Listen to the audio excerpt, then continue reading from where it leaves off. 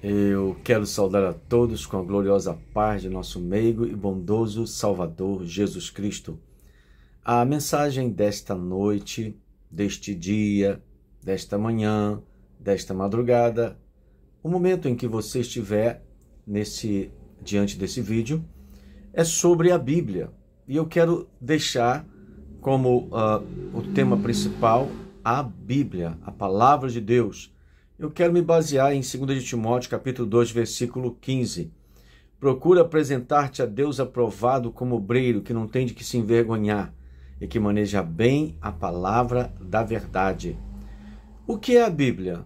É a revelação de Deus para a humanidade. Deus, ele viu que a humanidade precisava de um manual de instrução. Ele viu que a humanidade precisava de um livro que pudesse revelar a sua pessoa. Ele viu que a humanidade precisava e precisa de um livro que é utilizado pelo Espírito Santo, conforme Efésios 6,17, como sua espada, a espada do Espírito. É um livro que vem trazer novidades de vida, fazendo com que a pessoa se torne uma nova criatura, conforme 2 de Coríntios 5,17, assim que se alguém está em Cristo, nova criatura é. As coisas velhas já passaram, eis que tudo se fez novo. Através da palavra de Deus, eu e você podemos conhecer o plano de salvação que o Senhor tem para conosco. Está escrito em João capítulo 3, versículo 16, porque Deus amou o mundo de tal maneira que deu o seu Filho unigênito para todo aquele que nele crê, não pereça, mas tenha a vida eterna. Então, por amor, ele enviou o seu Filho. Por amor, ele quis destruir, destruiu e destrói, está destruindo a obra satânica na vida de muitas pessoas.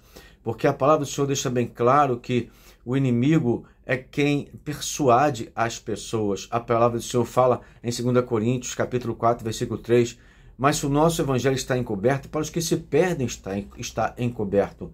Aí, versículo 4 de 2 Coríntios 4, nos quais o Deus deste século cegou os entendimentos incrédulos para que não lhes resplandeça a luz do evangelho da glória de Cristo, que é a imagem de Deus. Então, quer dizer, o inimigo cegou. Como que ele cega? Ele cega falando na mente das pessoas. Observe que em 1 de Timóteo, capítulo 4, versículo 1, está escrito algo que devemos prestar muita atenção nos últimos dias ou nos últimos tempos. O Espírito Santo expressamente diz que muitos apostatarão da fé, dando ouvidos a, primeiro, espíritos enganadores e, segundo, a doutrinas de demônios. Isso não acontece nas igrejas heréticas, porque as igrejas heréticas já estão por conta do demônio, mas acontece nas igrejas que não são heréticas. Então, essas congregações, elas estão sendo atacadas por falsificadores da palavra.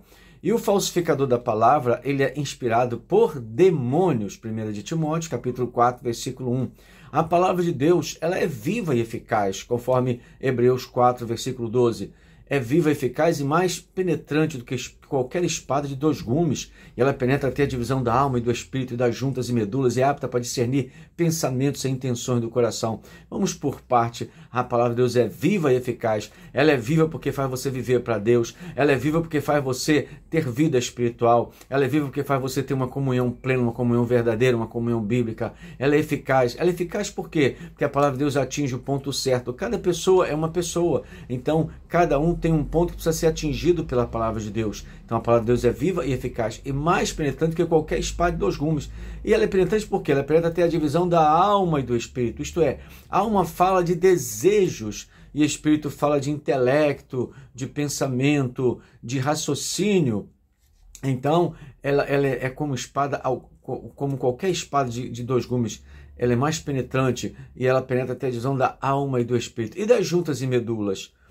Juntas fala de movimento, para você não ficar parado na presença de Deus. E medula fala de retidão.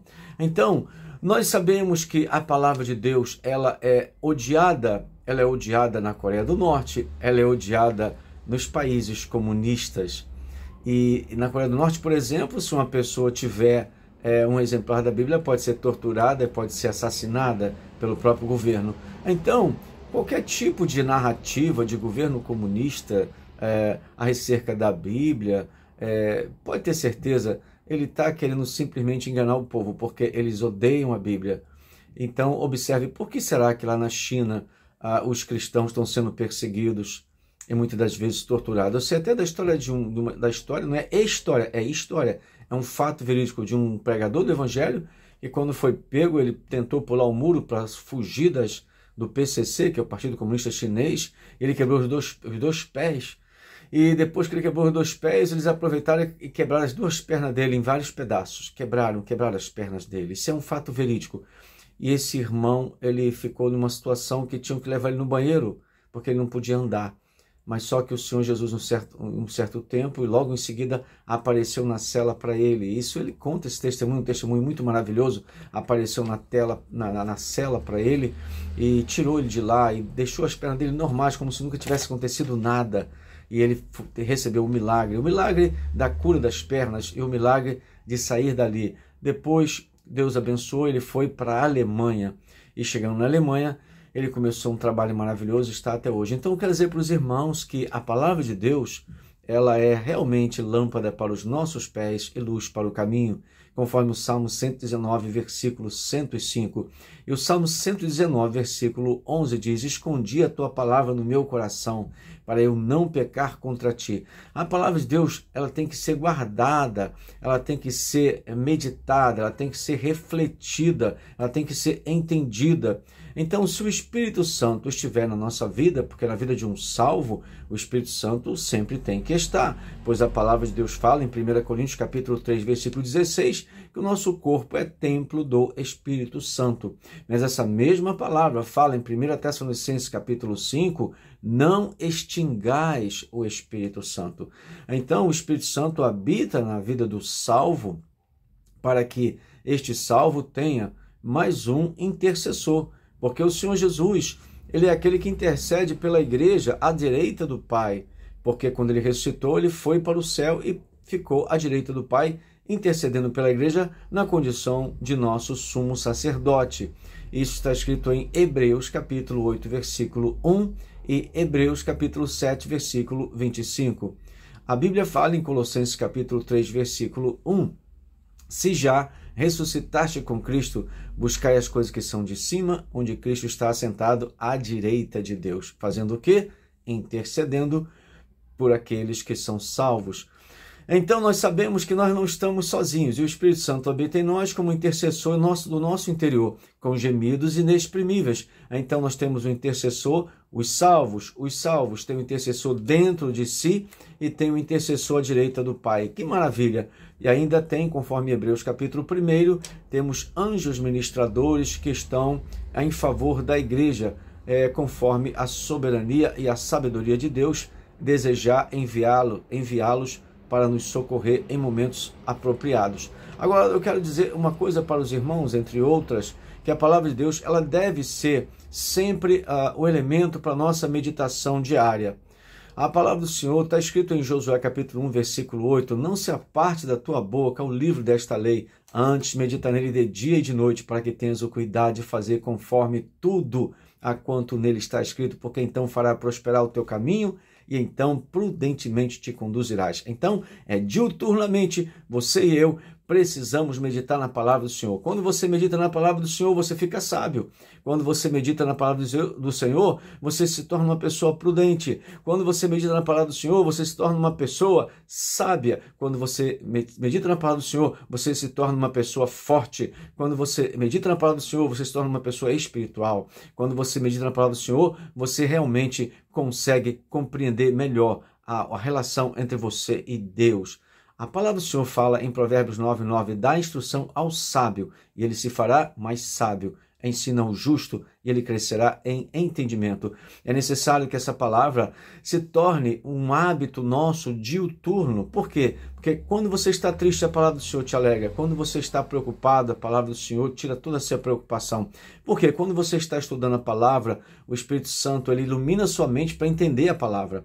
E qual é a vantagem de entender a palavra? A vantagem é que quando você entende a palavra, você sabe qual a posição você deve tomar, qual lugar você deve tomar, como você deve se posicionar. Por exemplo, o Salmo 40 fala, esperei com paciência no Senhor. Então a palavra de Deus te ensina a ser paciente. A palavra do Senhor te ensina a ser prudente. A palavra do Senhor te ensina a ser sábio. A palavra do Senhor te ensina a caminhar na vereda do justo. Provérbios capítulo 4, versículo 18. A vereda do justo é como a luz da aurora, que vai brilhando mais e mais até ser dia perfeito. Vereda do justo é o caminho. O Senhor Jesus falou certa ocasião que em 14, versículo 6 de João, capítulo 14, versículo 6, eu sou o caminho, a verdade e a vida, e ninguém vem ao Pai senão por mim. O mesmo Senhor Jesus falou em João 10, 10, o ladrão vem senão a roubar, a matar e a destruir, mas eu vim para que tenham vida, e vida com abundância. E essa vida com abundância é na presença do Senhor. Agora, nós aqui sofremos muitas perseguições, temos aflições, por isso que a palavra do Senhor fala no Salmo 34, versículo 19, muitas são as aflições do justo, mas o Senhor o livra de todas. Então, nós fomos chamados para viver uma vida de enfrentamento das trevas. A Bíblia fala em Efésios 6,10, porque a nossa luta não é contra a carne, é contra o sangue, mas contra principados, potestades e todas as hostes infernais da maldade nas regiões celestiais. Então, nós temos que lutar contra os demônios, contra suas influências malignas. Já citei aqui 1 de Timóteo, capítulo 4, versículo 1, já citei Efésios, capítulo 6, versículo 10 em diante. Mas veja bem, em Marcos, Evangelho, capítulo 16, versículo 15 em diante, o Senhor Jesus fala, ide por todo mundo e pregar o Evangelho a toda criatura, todo aquele que crê e for batizado será salvo, e aquele que não crê será condenado. E estes sinais seguirão os que crerem, em meu nome expulsarão demônios, falarão novas línguas, se beberem alguma coisa mortífera, não lhes fará dano algum, e não só expulsarão demônios, mas também ressuscitarão os mortos. Então, nós recebemos autoridade. Quando o Senhor Jesus nos deu autoridade, está escrito assim em Lucas, capítulo 10, versículo 19, eis que vos dou poder para pisar serpentes e escorpiões e toda a força do adversário ou do maligno, e nada vos fará dano algum. A igreja do Senhor Jesus, conforme Efésios, capítulo 1, versículo 21 a 23, ela é o corpo de Cristo. Ora, se você e eu, que somos salvos, pertencemos ao corpo de Cristo, então significa que nós temos a autoridade de Cristo. Eis que vos dou poder. Poder é autoridade. Ele nos deu autoridade. Ele nos deu autoridade para que nós possamos usar essa autoridade contra as trevas, possamos usar essa autoridade contra o mundo e possamos usar essa autoridade contra a nossa própria carne. Porque o nosso grande adversário é o nosso ego e nós precisamos vencê-lo a cada dia. Nós temos que semear no Espírito. João capítulo 6, versículo 63, está falando que o Espírito é o que vivifica, a carne para nada aproveita. As palavras que eu vos digo são Espírito e vida. O Senhor Jesus nos dá palavras que são Espírito e vida. Por que a palavra de Deus é Espírito e vida? Porque ela veio da boca de Deus, ela veio do coração de Deus. Essa palavra, ela promove transformação, ela promove mudanças na vida das pessoas. A pessoa pode estar vivendo nas drogas, a pessoa pode estar vivendo na prostituição, a pessoa pode estar vivendo nos pecados que estão escritos lá em Romanos capítulo 1, você sabe do que eu estou falando, né? E também em Levítico 18, 22, vocês sabem do que eu estou falando. Esse tipo de pecado abominável também pode ser um pecado que pode ser perdoado caso haja arrependimento da pessoa, e Deus pode fazer uma obra completa na vida dessas pessoas, como tem feito. Muitos deles que hoje são pastores, são Levítico 18, 22, Romanos 1, entende? Então Deus faz a obra porque Ele é Deus. O problema é que hoje nós temos aí uma espécie de racionalismo, né? Nós temos uma espécie de influência racionalista, aquilo que surgiu lá no século XV, XVI, XVII, século XIV, XVI, por aí. Então esse racionalismo, tudo tem que ser explicado pela razão.